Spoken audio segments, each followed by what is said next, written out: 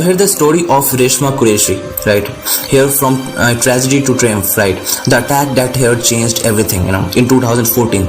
At just 17 years old, ReshmaQureshi, was attacked, with acid by her brother-in-law and his obviously, complices in Allahabad, right?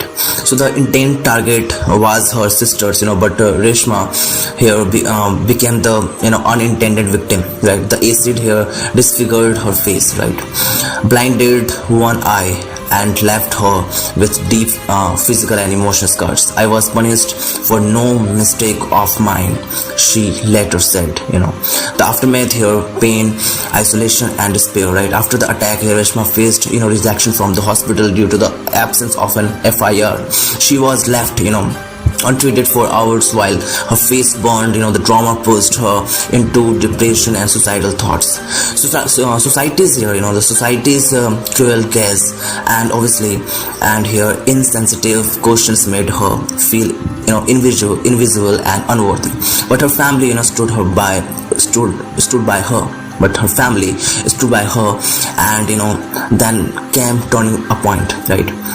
Came a turning point. What's the turning point here? The turning point, meeting make love not scars, right?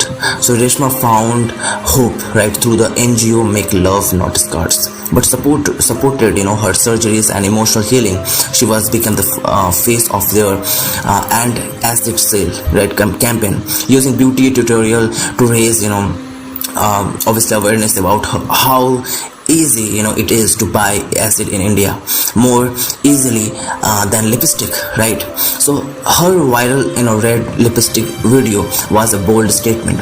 So if I can wear obviously lipstick, right, you can stop selling acid, right? Walking the ramp at New York, right?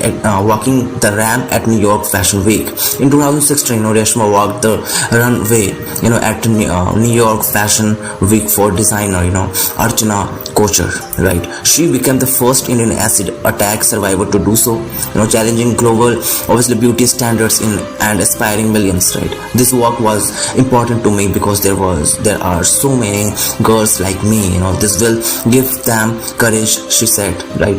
So here, author, activist and obviously bride to be Reshma co-authored her memoir, being Reshma here, sharing her journey to humanize acid attack survivors. In 2025, she celebrated her upcoming marriage to Naim, right? Obviously a man who saw her scars and stayed, their love,